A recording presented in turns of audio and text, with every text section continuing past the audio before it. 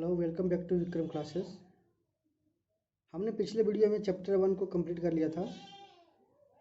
आज की वीडियो में हम लोग चैप्टर नंबर 2 पढ़ेंगे, जिसका नाम है धातु एवं अधातु। इससे पहले मैं बता दूं कि जो लोग हमारे चैनल पे नए हैं, हमारे चैनल को सब्सक्राइब कीजिएगा।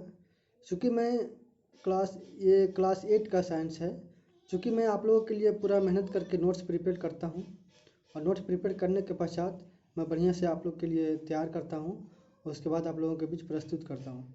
इसलिए मैं चाहता हूँ कि आप लोग वीडियो को पूरा अंत तक देखें और दोस्तों को भी इसका लाभ उठाने का मौका दें, ताकि वो भी लाभ उठा सके, उसके पास शेयर करें। वीडियो को अंत तक देखें। चलिए अब स्टार्ट करते हैं। चैप्टर का नाम है धातु अधातु, मतलब मेटल्स एंड नॉन मेटल्स।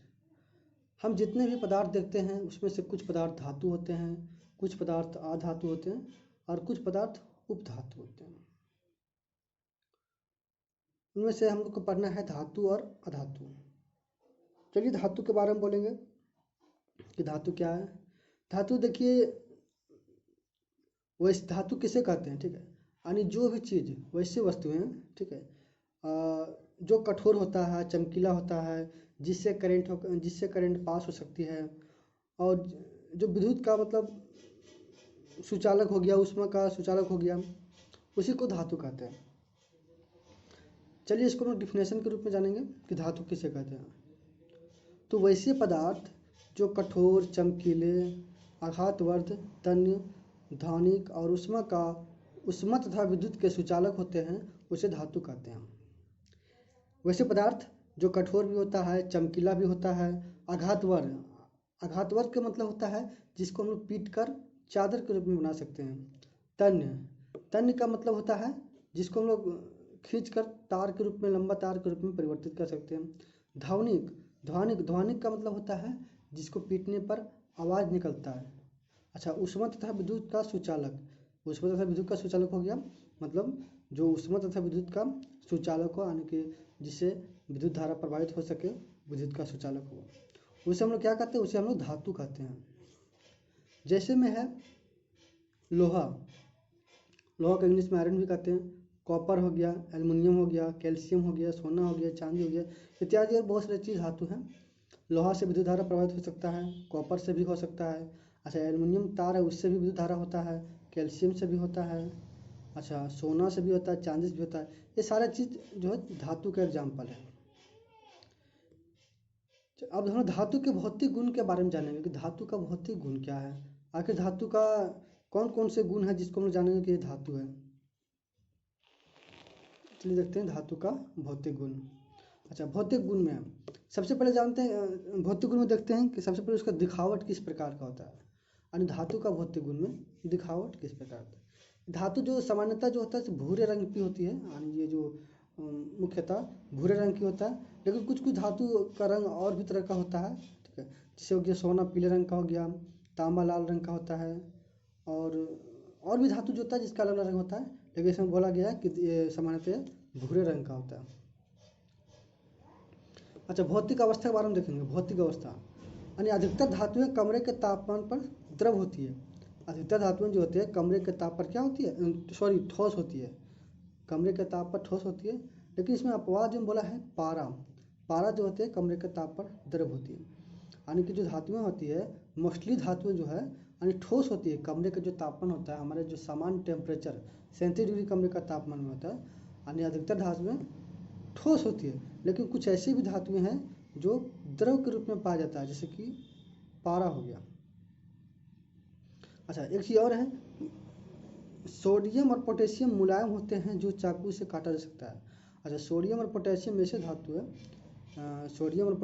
धातु है जो काफ़ी सॉफ्ट होते हैं, मुलायम होते हैं। इसको हम लोग आसानी से चाकू से काट सकते हैं।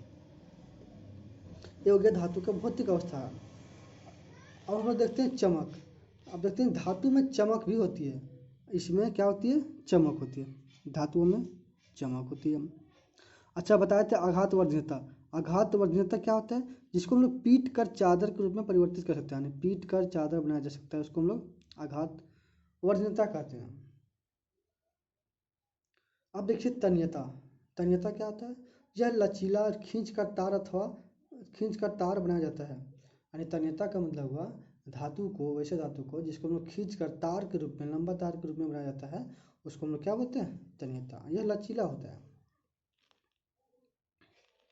अच्छा, ध्वन्यात्मकता। ध्वन्यात्मकता का मतलब होता है जो पीटने पर गायन आवाज़ निकलती है। ध्वन्यात्मकता मतलब होता है कि धातुओं को पीटने पर गायन की तरह आवाज़ निकलती है। जैसे कि लोहा को पीटिए, लोहा का पीटने पर देखिए टन टन की आवाज़ करता है। और भी कोई चीज़ को पीटिए, उसका मतलब गायन की तरफ मतलब आवाज़ निकलता है। लेकिन अगर उसे दूसरी चीज़ को पीटिएगा, पत्थर को अगर पीटते हैं तो पत्थर का आवाज़ दूसरे टाइप से निकलता है। लेकिन अगर यही धातुओं को पीटते हैं तो आवाज़ गायन की तरह निकलती है। इसलिए बोला गया कि धातु में ध्वन्यात्मकता होती है, ध्वन्यात्मकता होती है। अब है एक और पॉइंट है, ऊष्मा की चालकता। ऊष्मा की चालकता यानी कि धातुओं में ऊष्मा की चालकता होती है या ऊष्मा का सुचालक होती है। यानी धातुओं में जितने भी धातु में लेके देखेंगे, जैसे हो गया लोहा, हो गया लोहा, हो गया जैसे चादर हो गया, तो ऊष्मा की चालकता का मतलब हो गया, ऊष्मा की चालकता का मतलब ये हुआ कि धातुओं में अगर हम लोग हीट प्रवाहित करते हैं, ठीक है, तो ऊष्मा हीट जो है पूरा धातुओं में फैल जाता है। ठीक है, जैसे एग्जांपल हम ले सकते हैं, अगर हम ताई की बात करें जिस पे हम लोग रोटी बनाते हैं, तो धातु ताई भी तो है, धातु है, तो उसमें का सुचालकता है यानी कि चलकता है। मतलब कि अगर उसमें हम लोग आग जलाते हैं, आग के ऊपर ताई को रखते हैं, तो देखिएगा पूरा ताई गर्म हो जाता है, जिसको हम लोग रोटी और आसानी से बना सकते हैं। इसी को बोला जाता है ऊष्मा की चलकता, यानी कि ऊष्मा जो है, हीट जो है पूरा ताई में पूरा फैल जाता है। चूँकि ये छोटे छोटे कण के रूप में होते हैं, तो प्रत्येक कण एक दूसरे को क्या करते हैं? गर्म करते हैं, और जिससे यह पूरा गर्म होता है। आगे है विद्युत की सुचालकता, यानी जो धातु जो होता है, धातु में विद्युत की अच्छी चालक होती है। जैसे कि सोना हो गया, चांदी हो गया, तांबा है, यानी जितने भी धातु होते हैं पृथ्वी पर, जितने भी प्रकार के धातु हैं, वो विद्युत के लगभग लगभग चालक होते हैं। ठीक है, विद्युत के सभी चालक होते हैं, लेकिन कुछ इसमें से ऐसे धातु हैं जो विद्युत का सबसे अच्छा चालक होते हैं, वो है चांदी। चांदी के बाद आता है सोना। ठीक, अब आगे इसका पॉइंट है गलनांक। गलनांक क्या होता है? इसका गलनांक व क्वथनांक उच्च होता है, यानी जितने भी धातुएं हैं उसका गलनांक और क्वथनांक दोनों क्या होता है? उच्च होता है।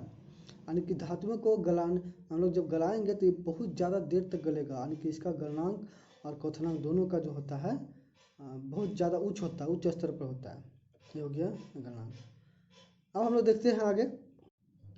अब अधातु के बारे में देखेंगे कि अधातु किसे बोलते हैं। तो ठीक, अधातु ठीक उसी का उल्टा होता है।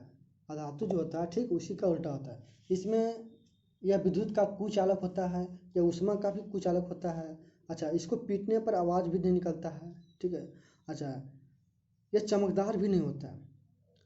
तो जानिए, चलिए जानते हैं इसके बारे में कि अधातु किसे बोलते हैं। चलिए, अधातु वैसे पदार्थ जो भंगुर, निष्प्रभता यानी कि गैर चमकदार, अध्वन्यतात्मकता एवं विद्युत तथा ऊष्मा का कुचालक हो, उसे अधातु कहते हैं। जैसे कि हो गया कोयला, लकड़ी, सल्फर, ऑक्सीजन आदि।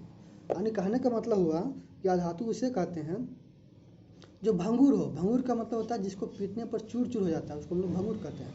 अच्छा, निष्प्रभता है। निष्प्रभता का मतलब हुआ चमकदार, गैर चमकदार, यानी जो जिसमें चमक नहीं होती। जिस प्रकार से धातु यानी कि सोना चांदी में चमक होती है, उसी प्रकार अधातु में चमक नहीं होती है। अच्छा, अध्वन्यात्मकता मतलब हो गया कि जिसको पीटने पर आवाज़ नहीं निकलती है। जिस प्रकार हम लोग धातु को अगर पीटते थे तो आवाज़ निकलती थी, किस तरह का? गायन की आवाज़ निकलती थी, बट अधातु में आवाज़ नहीं निकलती है। अच्छा, ये जो होता है विद्युत और ऊष्मा का कुचालक होता है, यानी अधातु में विद्युत जो है प्रभावित नहीं होती है। अच्छा, इसमें ऊष्मा भी प्रभावित नहीं होगी, ऊष्मा भी सुचालक नहीं होता है। यानी अधातु में अगर एग्जाम्पल लेते हैं हम लोग लकड़ी का, तो लकड़ी एक प्रकार से अधातु है। तो लकड़ी से क्या हम लोग करंट पास कर सकते हैं? विद्युत को नहीं पास कर सकते, इसीलिए यह अधातु कहलाएगा, ये विद्युत का कुचालक कहलाएगा। ठीक है, समझ में आ गया। तो वैसे पदार्थ जो भंगुर, निष्प्रभता, अध्वन्यात्मकता एवं विद्युत तथा ऊष्मा का कुचालक हो, उसे हम लोग अधातु कहते हैं। इसका एग्जाम्पल में जैसे हो गया कोयला। अब कोयला जो है, कोयला का पीटिएगा तो ये भंगुर हो जाता है, मतलब चूर चूर हो जाता है। अच्छा, इसमें विद्युत भी चालक नहीं होता है, ऊष्मा का भी चालक नहीं होता है। अच्छा, विद्युत चालक नहीं होता। अच्छा, ये देखिए, ये चमकदार भी नहीं होता है। अच्छा, इसको अच्छा, इसमें ये आघातवाद भी नहीं होता है। हम लोग जब लोहे की बात किए थे, धातु की बात किए थे, तो उसको हम लोग पीट कर चादर के रूप में बना सकते थे। लेकिन अधातु को हम लोग ऐसा नहीं कर सकते। लकड़ी भी हो गया, सल्फर भी हो गया, ये सब क्या है, अधातु का एग्जाम्पल है। अब आप लोग देखते हैं अधातु का भौतिक गुण। जिस प्रकार हम लोग धातु का भौतिक गुण देखें, उसी प्रकार अधातु का हम लोग भौतिक गुण देखेंगे। अच्छा, अधातु का भौतिक गुण देखते हैं हम लोग। फर्स्ट नंबर में क्या है, फर्स्ट नंबर में दिया हुआ निष्प्रभता, गैर चमकदार, यानी कि अधातुएं जो होता है इसमें चमक नहीं होती है, अधातुओं में चमक नहीं होती है। अपवाद में बताया गया ग्रेफाइट और आयोडीन, यानी जितने भी प्रकार के अधातु होते हैं उसमें चमक नहीं होती है। लेकिन अपवाद में बताया गया, यानी दो चीज़ छोड़कर ग्रेफाइट और आयोडीन दो ऐसे चीज़ हैं जो है अधातु है, बट इसमें क्या होता है, इसमें चमकदार होती है। ग्रेफाइट में भी चमकदार होती है और आयोडीन में भी चमकदार होती है। अच्छा, ग्रेफाइट जो है विद्युत का क्या है, सुचालक है। ये अधातु होते हुए भी विद्युत का सुचालक है। अब देखते हैं भंगुरता। भंगुरता क्या, भंगुरता का मतलब बताया है जिसको पीटने पर मारने पर चूट जाती है, यानी कि टूट जाती है। तो भंगुरता उसी को बोलेंगे जो चोट मारने पर टूट जाती है, उसे लोग भंगुरता बोलेंगे। लेकिन इसका अपवाद में है हीरा, यानी हीरा जो है एक प्रकार का अधातु है, लेकिन अगर इसको हम चोट मारेंगे, पीटेंगे, तो क्या होता है, ये बहुत कठोर होता है, ये टूटेगा नहीं, ये भंगुर नहीं होगा। पृथ्वी पर जितने भी प्रकार का धातु या धातु पाए जाते हैं उसमें से सबसे ज़्यादा कठोर क्या होता है, हीरा होता है। अब हम लोग देखते हैं अतकता, ठीक है, इसको देखते हैं। यानी पीटने पर गूंजने वाली आवाज़ नहीं निकलती है। यानी जिस प्रकार हम लोग धातु को पीटते थे, धातु को पीटने पर गूंजने की आवाज़ निकलती थी, बट यह अधातु को पीटने पर गूंजने की आवाज़ नहीं निकलती है, इससे आवाज़ नहीं निकलती है। अच्छा, ये होता है विद्युत का। अब देखते हैं नेक्स्ट पॉइंट, विद्युत का कुचालक। अधातु जो होता है विद्युत का कुचालक होता है, यानी जितने भी अधातु होते हैं उससे विद्युत धारा प्रभावित नहीं होती है। जितने भी प्रकार का पृथ्वी पर अधातु पाए जाते हैं उससे विद्युत धारा प्रभावित नहीं होती है। लेकिन एक ग्रेफाइट एक ऐसा अधातु है जो अपवाद के रूप में काम करता है। ग्रेफाइट अधातु होते हुए भी इसमें विद्युत का कुचालक होता है, विद्युत का सुचालक होता है। इसलिए बोला जाता है, अगर क्वेश्चन आपसे पूछेगा कि वैसा कौन सा धातु है जो विद्युत का सुचालक है, तो हम लोग बोलेंगे ग्रेफाइट। अच्छा, फिर इसमें है ऊष्मा का कुचालकता। ऊष्मा का कुचालकता यानी कुचालकता क्या हुआ, इसमें ऊष्मा का स्थानांतरण एक जगह से दूसरी जगह तक नहीं हो पाता। हमने बताया था धातु में ऊष्मा का स्थानांतरण होता है, मतलब कि एक छोटे छोटे कण से धातु बनते हैं, ठीक है, तो एक कण दूसरे कण को गर्म करते हैं, इसी प्रकार का ऊष्मा का स्थानांतरण होता है। बट अधातु में ऊष्मा का स्थानांतरण एक जगह से दूसरी जगह पर नहीं होता है, एक जगह से दूसरी जगह पर क्या नहीं होता है, इसलिए बताता है ये ऊष्मा का कुचालक होता है।